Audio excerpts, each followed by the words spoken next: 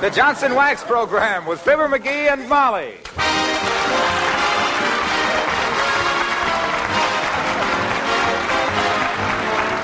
The makers of Johnson's Wax and Johnson's Self-Polishing Glow Coat present Fibber McGee and Molly, written by Don Quinn, with music by the King's Men and Billy Mills Orchestra.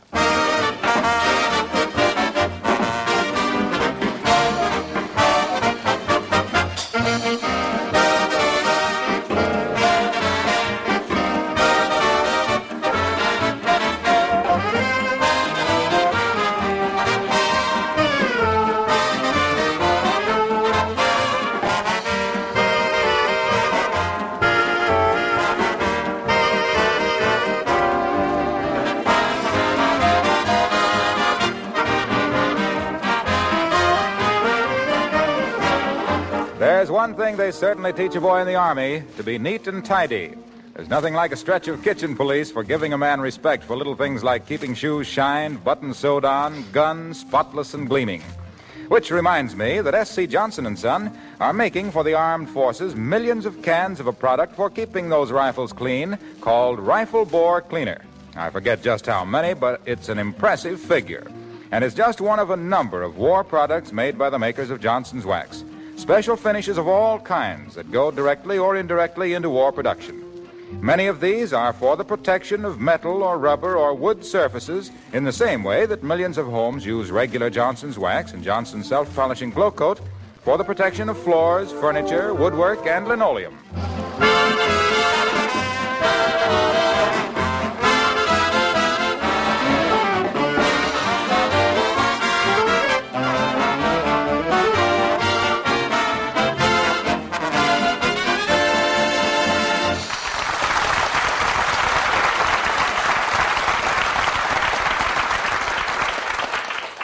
They say that in the spring a young man's fancy. But while this is spring, the squire of 79 Wistful Vista is not as young as he was and consequently doesn't feel so fancy. In fact, he feels awful. So hold your diagnoses for the next half hour and get a load of Fibber McGee and Molly.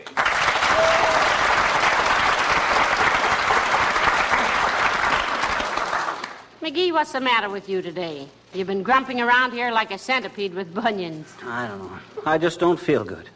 I think I'm coming down with something. Yes, and I know what you're coming down with, too. You do? Yes, you're coming down with the rug out of the upstairs hall and beat it out in the backyard.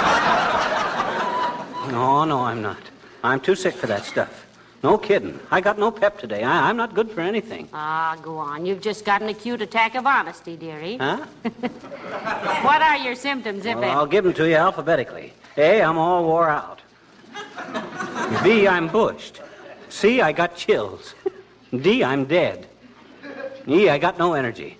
And F, I need a physician. Have you got a headache? No, I haven't. The worst thing I got is no pep. Got no energy. I just want to sit down and rest all the time. What's the matter with me anyway? Oh, I think it's just temporary. You've only felt that way for 25 years. It'll go away. I think I ought to have a doctor. Nonsense. Go out and take a walk or take a nap in the porch swing or maybe mow the lawn. Oh, mow the lawn, she says. You trying to kill me? Anyway, I ain't got enough energy to do any work. No sleep, for one thing. Uncle Dennis woke me up last night when he come home from that bakery at 4 a.m. How do you know he was at the bakery? Well, he was pie-eyed again. Now, listen, don't pick on Uncle Dennis.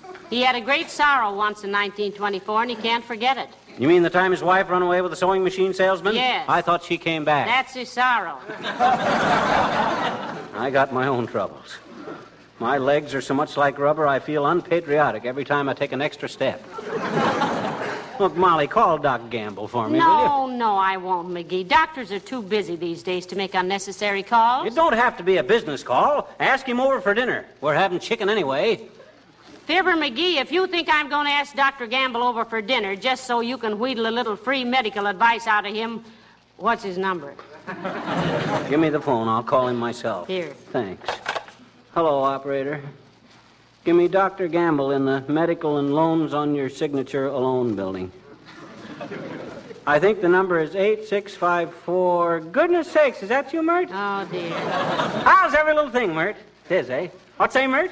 Your mother? She beat the rap, eh? Heavenly days, McGee. What happened? Her mother bought an evening wrap and had to hurry home before it was delivered.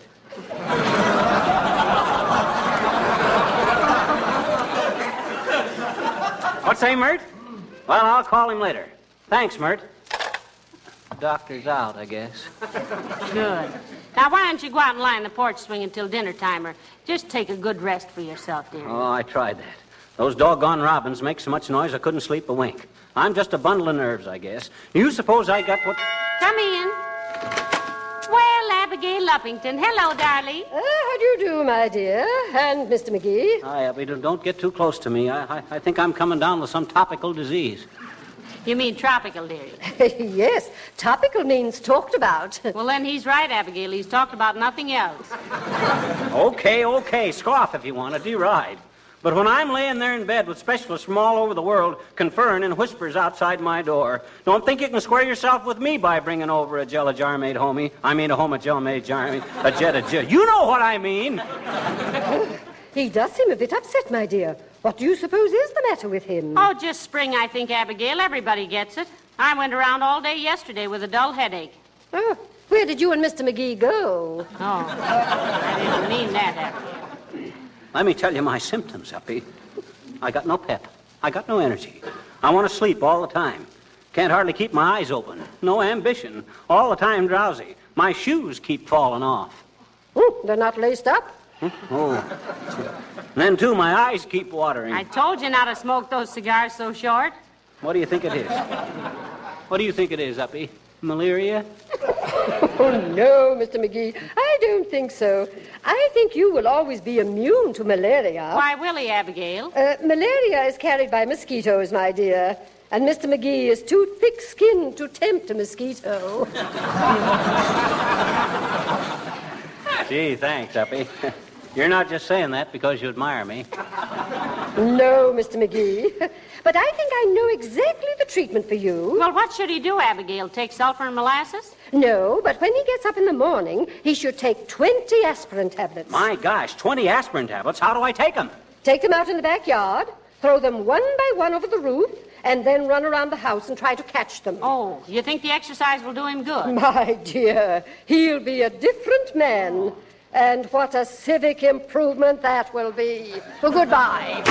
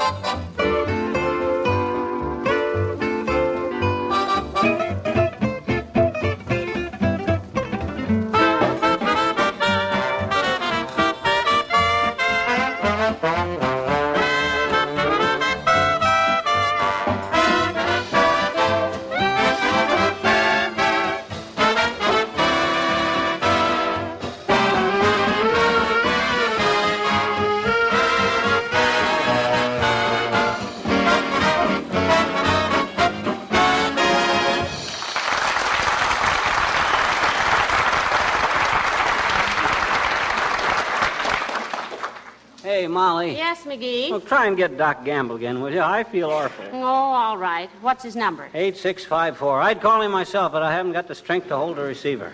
I know. You've worn yourself to a frazzle holding up that Christmas number of Esquire all afternoon. Well, there's some very interesting stories in it, they say. Quiet a minute. Hello, operator.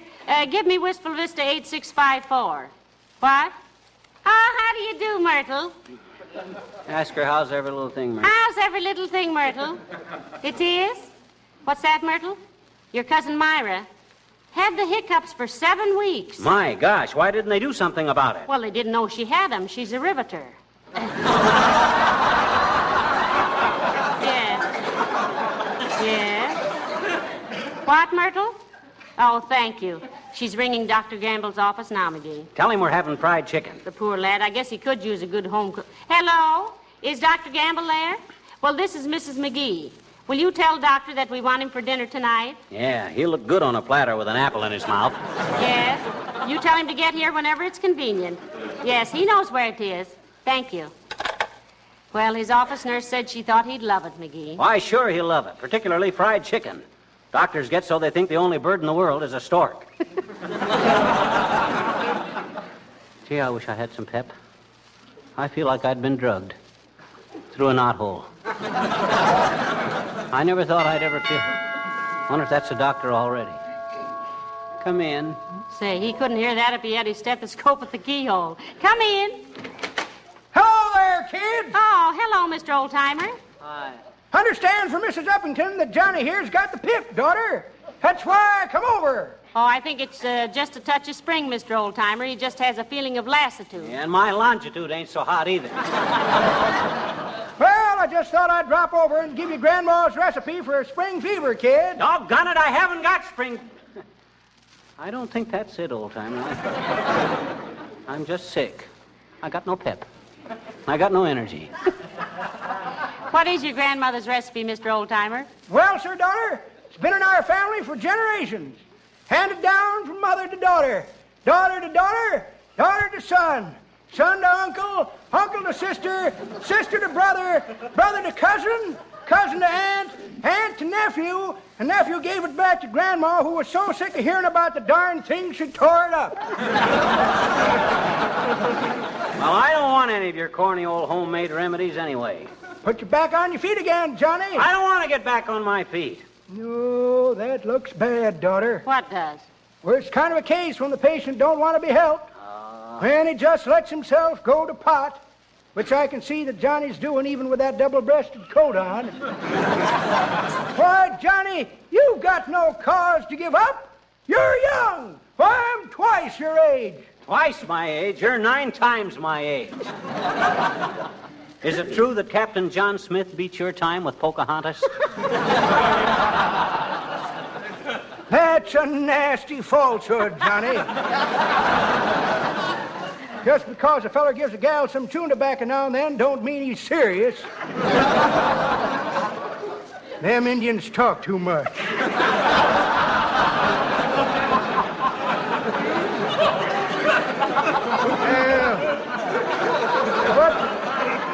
What I was going to say is I'm twice your age. I'm in better shape than you are. Well, neither one of you has any shape to brag about.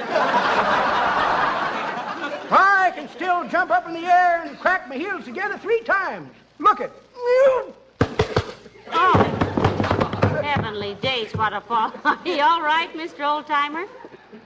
Yes, I guess so, daughter. And, Johnny, Yeah? you keep lying down and take it easy, Johnny. We ain't as young as we were, you know. So long, kid.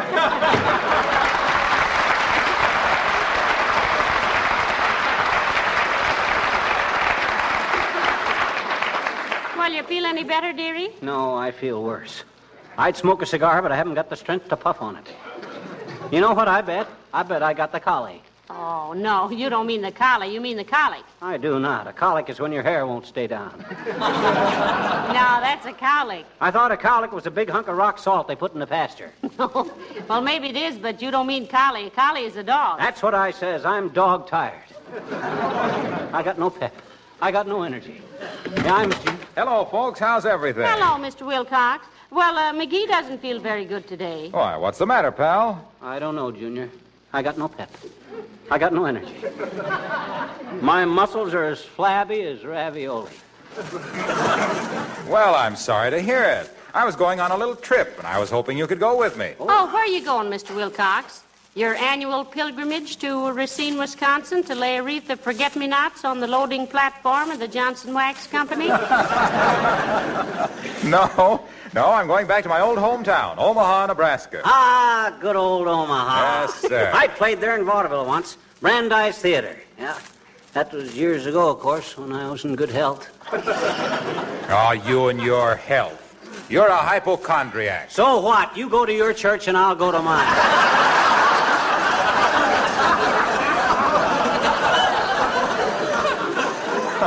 See, what kind of a vaudeville act did you have then, dearie? Lousy. Used to throw a 40-pound cannonball up in the air and catch it on the back of my neck. Gee, didn't you ever get hurt? No, but every time I caught the cannonball, it took a quarter of an inch off my height. Would you believe it that I used to be 6 foot 2 inches tall? I had to quit before it made a midget out of me. What you going to do in Omaha, Junior? Well, I've been asked to sing at a birthday party. You sing? Wow. How did you know? How do you know what? About WOW. What are you talking about? Well, that's whose birthday party it is. Station WOW in Omaha. It's 20 years old this month. Wow. Meaning no disrespect, Mr. Wilcox. I've heard you sing, and that's a long way to go to do it. Yeah. It ain't far enough.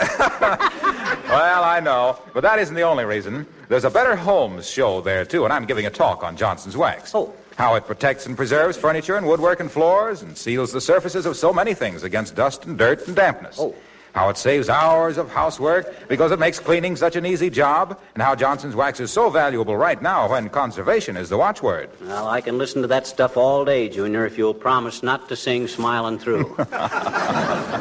Well, as a matter of fact, I'm writing a song about how a Johnson's waxed home is a clean home on account of how it protects against germ-laden dust and dirt. Oh. I'm calling the song, Beat Me Daddy 8 to the Bar, if you don't think my housework is up to par. How do you like it? Well, confidentially, Junior. McGee, it does not.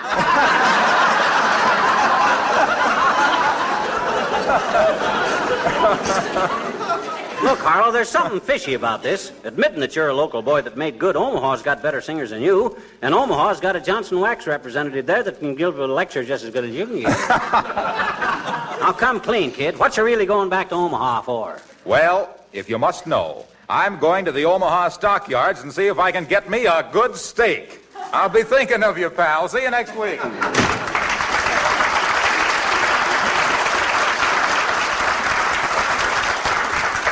Notice the sympathy he gives me on my illness? That guy's got all the tender compassion of a pile driver. Gosh, I'm tired. Yes, I know, dearie. I've heard you mention it. And I'll have to admit you don't look sick, though. I don't really? No, you don't. You merely look like a fella... Oh, heavenly days, there's a doctor now and me in a house dress. You entertain him, dearie, while I put my face on. Okay. Ah, there's a good kid. Pretty worried about me, too. Kidding me to keep up her spirits. Come in, doctor. Hi, mister. Oh, So it's you, is it, sis? Sure it is, I betcha. Who'd you think? I was expecting the doctor. Oh, who's sick, mister? I am. Oh, yeah? Look, sis, if I wasn't a sick man, I'd leap up off of this Davenport and give you a burst of applause with one hand. I'm in no mood to fiddle the faddle with you today. Gee, mister, don't you like little children? Yes, I like little children. But there's a time and a place for everything. And it's time you got out of this place. Okay, mister. But, gee, I was awful lonesome on account of Willie Toops has got the mumps, and I thought maybe you'd tell me a story or something. Okay. Cut it out. You know I can't stand to see a woman weep. If I tell you a story, will you paddle your little pumps out of here? Sure I will, I betcha. Cross my heart and kiss the milkman. What does that mean, cross your heart and kiss the milkman? I don't know, mister. My mama's been saying that ever since we ran out of butter a couple weeks ago. Well, now, let me see. Oh, look, sis, did I ever tell you how the tiger got his stripes? No, mister. Well, it's a very, very snappy hunk of folklore, sis.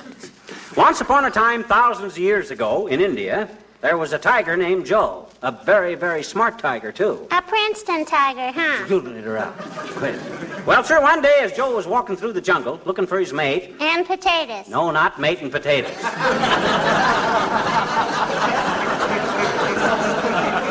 Just his mate. Lady Tiger. As Joe was walking along, he passed the village and saw a barber standing outside of a barber shop. A nice, fat barber. Oh. So Joe says to himself, he says, ha, breakfast. So he sneaks along on his belly, on his stomach. All of a sudden, he leaps at the barber. Oh, boy. But the barber sees him just in time, and he ducks behind the barber pole. And Joe was going too fast to stop, and gulp, he swallowed the barber pole by mistake. And ever since then, all tigers have wore stripes. They all wear stripes now to remind them not to act so hasty. Wasn't that a good story? No. Huh? In the first place, mister, everybody knows that by natural mutation, the tiger develops stripes for protective coloration to blend imperceptibly with the surroundings of their natural habitat. So don't give me that barber pole malarkey. No. As a frank buck, you're spent. So long, mister.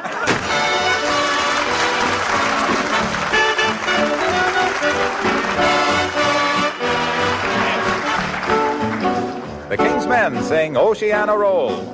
Every sailor boy began to holler, ship ahoy, when Billy cuts loose at sea. You ought to see it. Every worm begins to twist and squirm. The ship begins to dip and does a corkscrew turn. The smoke is rolling black from out the smoky stack.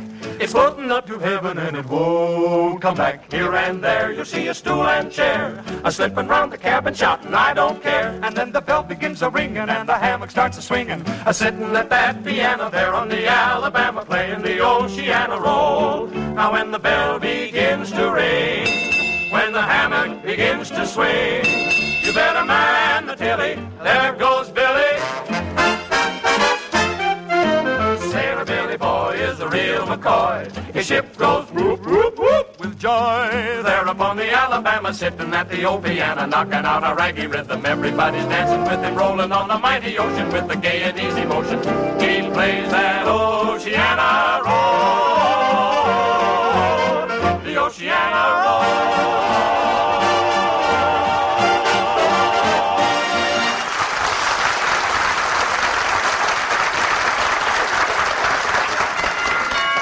Hey, Molly, Doc Gamble is here. Open the door, will you? I'm too weak to get up. All right, McGee, you just lie still and be good to your arteries.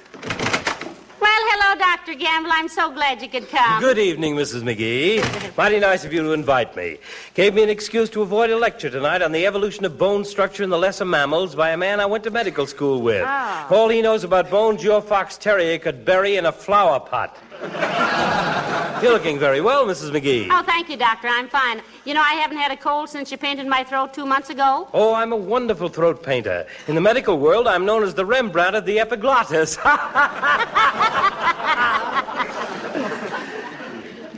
Hi, Doc. Well, I didn't see you there, McGee. You're looking very well, too, my boy. I am? He is? Yes, indeed, the picture of health. Oh. And I'm glad to see you relaxing there in the Davenport, McGee. Huh? Keep that up and you'll live to be 120. Huh? You can't burn the candle at both ends without making a double drip of yourself. Doctor. Is there much sickness around now, Doc? Like malaria and stuff? Oh, nothing extraordinary, McGee. Oh, that reminds me, Mrs. McGee, I might have to leave right after dinner. Really? Yes, I'm expecting a baby. Oh, your first, Doctor? Well, hardly my first. This one will be my 1,211th. Enough to populate a small village, a small, noisy village. Well, where's this fried chicken, Mrs. I'll McGee? go out and see how it's coming along, Doctor. McGee, you entertain Dr. Gamble. Excuse me a minute, boys. Well, Doc, I guess you didn't expect to find me in this condition, did you? No, sir, I certainly didn't, McGee. Healthiest looking man in town. How do you do it? Just learn to take things easy, huh? Well, that's marvelous. Yes, sir? Matter of fact, Doc, I've been kind of off my feet. Good for you, good for you. More people die of overeating than traffic accidents anyway. You're very wise, McGee. Been a lot of graves dug with a knife and fork. I always say... Would you mind answering the door, Doc? I got no pep. I got no energy. Well, who wants energy? Just wears you out before your time. Besides, no use leaping around answering doorbells when you can holler. Forget your legs and use your lungs. Come in, come in, come in! Well, thanks, Doc. Hello, Mr. McGee. Hello, Mrs. McGee. Oh, excuse me. Hi, Wimple, old man. Wimp, this is Dr. Gamble. Doc, shake hands with Wallace Wimple. How do you do, Doctor? Delighted, Mr. Wimple. Very interesting contusion you have on your lower maxillary. Wife take a poke at you? Yes. McGee, did I hear the doorbell ring? Oh, hello, Mr. Wimple. Hello, Mrs. McGee. I won't bother you but just a minute. I only wanted to know if I could borrow your stepladder. Why, certainly, Mr. Wimple. Get it for him, McGee. I ain't got the strength, Molly. You can get it, Wimp. It's right on the back porch. That's the spirit, McGee. Conserve your strength. All muscles are good for anyway, is to keep your bones from scratching your skin. Hanging some wallpaper, Mr. Simple? Wimple, Doctor. Oh, excuse me. I just wanted the ladder on account of Sweetie Face. Sweetie Face? Your dog? Sweetie Face is his wife, Doc. Oh, excuse me. What about Sweetie Face, Mr. Wimple? Oh, we got into a little argument this morning, Mrs. McGee, up in the attic. She was practicing some jiu-jitsu holds on me, and my foot slipped out from under my arm and hit her in the nose. And then what happened, Wimp, if you can bear the memory of it? Oh, she made a lunge at me, Mr. McGee, only I dodged, and she went right through the window. She just caught hold of the windowsill in time, or she'd have fallen 3 floors. Well, how could a frail little man like you haul her back in, Mr. Waffle? Wimple. Oh, excuse me. And I didn't haul her in. She's still hanging there. Ever since this morning? Why, how could she hang on that long, Wimp? Oh, I fixed that, Mr. McGee. I slammed the window down and pinned her hands to the windowsill. Well, that's very interesting. Gonna use the ladder to get her down, huh? No, I'm going to climb up on the roof and pull the ladder up after me. Sooner or later, Sweetie Face is going to work loose, and then, oh, my. Thank you, Mr. Good night, folks.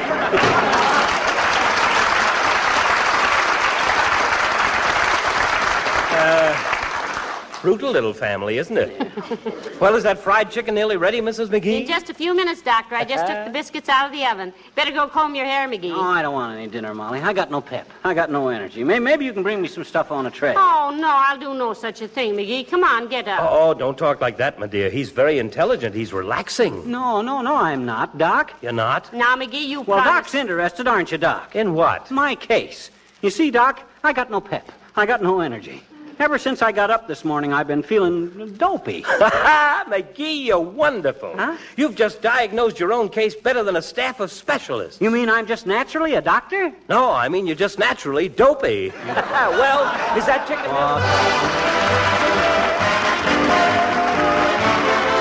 April being the month of showers, it's also the month when wet feet come tracking across that kitchen floor of yours. The question is, have you protected the linoleum against that dirt and moisture with Johnson's self-polishing glow coat? If you have, then you can relax when those soggy shoes and wet, muddy rubbers come tramping in. The linoleum is safe, and it won't be much work to make your floor spotless again. Soiled spots are quickly wiped up with a damp cloth. Johnson's glow coat is the easy-to-use floor polish, needs no rubbing or buffing. And in times like these, it renders extra assistance because self-polishing glow coat makes linoleum last 6 to 10 times longer than an unprotected surface. Well, do you feel any better since you had your dinner, McGee? No, I can't say I do. I should have stayed lying down on the Davenport. I thought that's where you were. What were you doing? I've been upstairs. I was reading in What to Do Till the Doctor Comes about my case, but it didn't work. What didn't work? Well, it says to take a hot foot bath, but every time I stepped in the tub, the match went out. Oh, dear. That's what I say. Good night. Good night, all.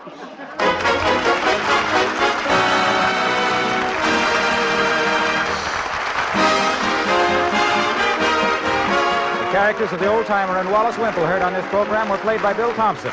This is Harlow Wilcox, speaking for the makers of Johnson Wax Finishes for Home and Industry, inviting you to join us again next Tuesday night. Good night. This program reached you from Hollywood. This is the National Broadcasting Company.